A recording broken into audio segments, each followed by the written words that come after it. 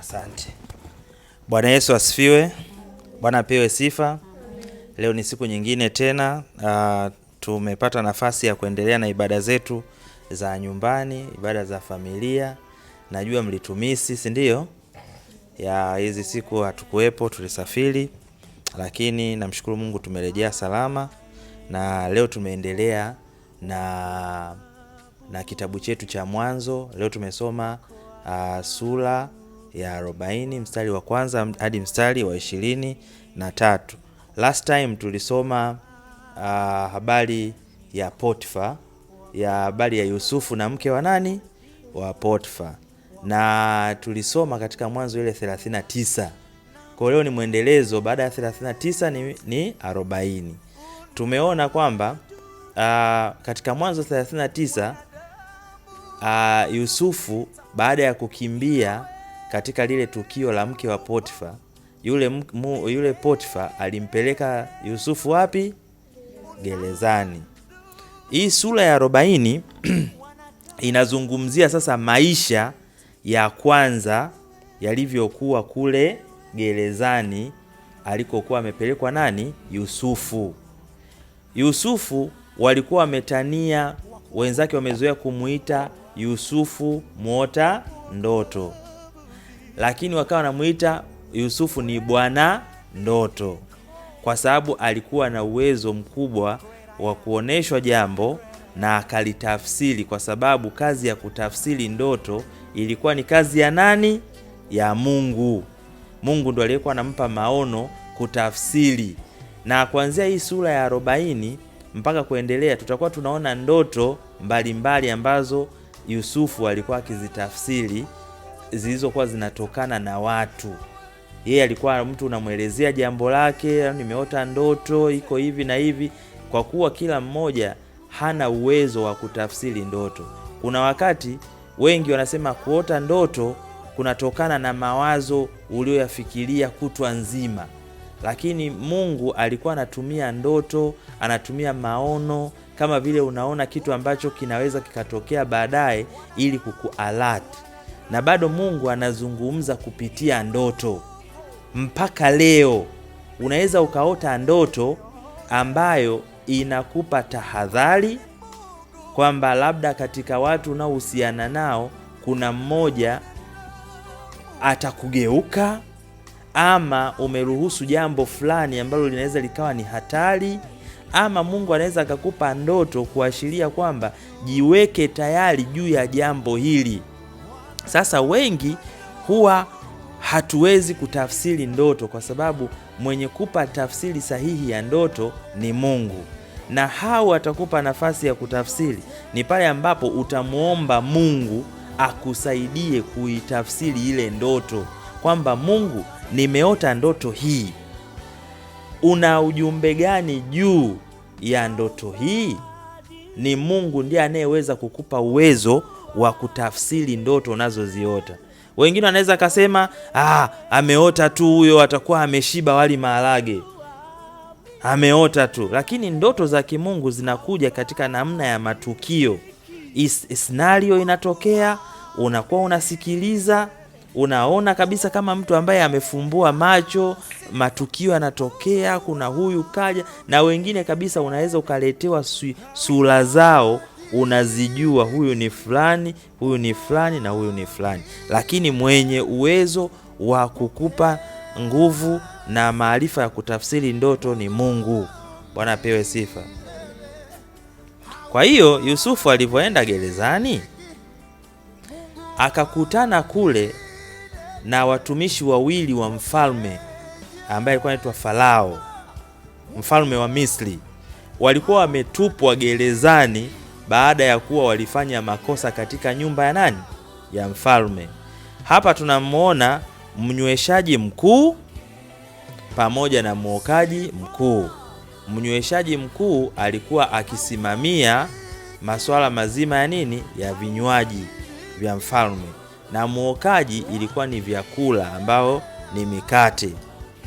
Kwa hiyo chakula kikuu cha watu wa zamani haikuwa ni wali, ugali, si nini. Mara nyingi ilikuwa ni mikate.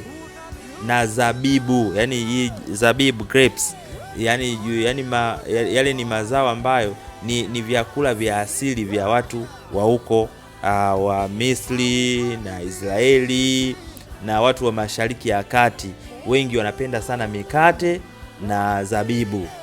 Kwa hiyo sasa hawa wafanyakazi wawili walipelekwa gerezani.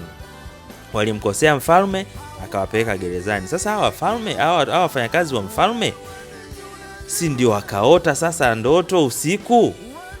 Mmoja akaota ndoto kwamba yuko shambani, kuna mmea wake wa mzabibu umestawi na una matunda mazuri, akamkamulia akachuma yale matunda, akamkamulia juisi mfalme, akampa anywe.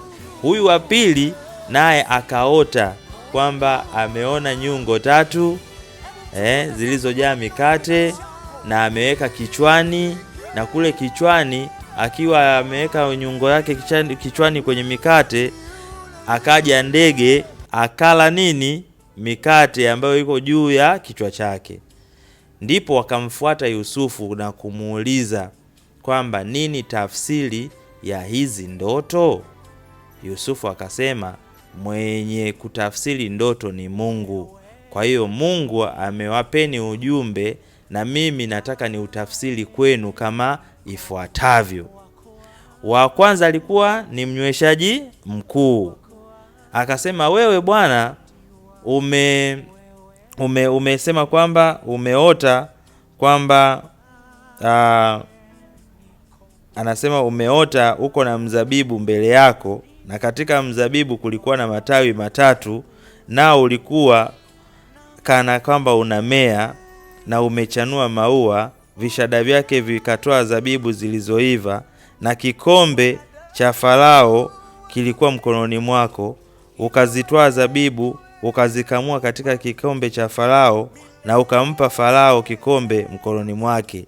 Akamwambia hivi, baada ya hizo siku 3, sawa, Farao atakiinua kichwa chako, atakurudisha kazini, sawa, na kama desturi ilivyo uliokuwa mnyweshaji wake, ila utakaporudishwa kazini ufanyeje? Unikumbuke. Yusufu ndo ale tafsiri kwamba bwana wewe baada ya muda fulani, baada ya siku 3 tu, si uliona kwamba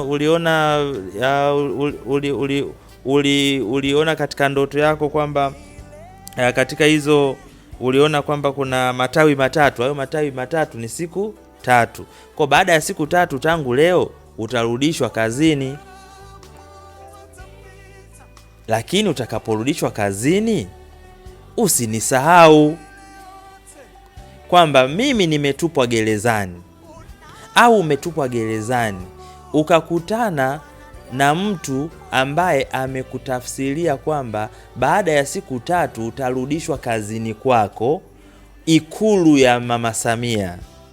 Wewe ulikuwa ni mtendaji katika ofisi ya umma, ama ulikuwa ni bosi somewhere, ulitumbuliwa, ukatupwa gerezani. Ulipofika gerezani ukakutana na mtumishi wa Mungu. Ulipokutana na mtumishi wa Mungu akakuombea, akakutabiria mema, akakupa tafsiri ya mambo mema.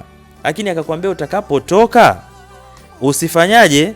Usinisahau. Kweli ndoto ikatokea kama, yani matokeo yakatokea vile vile kama mtumishi wa Mungu alivyoona. Kweli yule bwana baada ya siku 3 akarudishwa kazini. Lakini Biblia tunasoma hapa, yule mtu alimfanyaje? Alisahau. Na ndivyo ilivyo hata kwenye maisha yetu ya kawaida. Watu wana tendency ya kusahau. Watu wana tendency ya kufanyaje? Lakini ninyi kamwe msisahau, ama na mimi pia sipaswi kusahau wale watu wote ambao wamefanya mema juu yangu na juu yetu. Bwana apewe sifa. Wanadamu wanasaidiwa, wanaokolewa kwenye mambo mengi. Kuna watu wanakuwa ni msaada kwenye maisha yao, lakini wanapofanikiwa wanawasahau wale waliowasaidia. Na hiyo inatupa maana kwamba kumbe haya mambo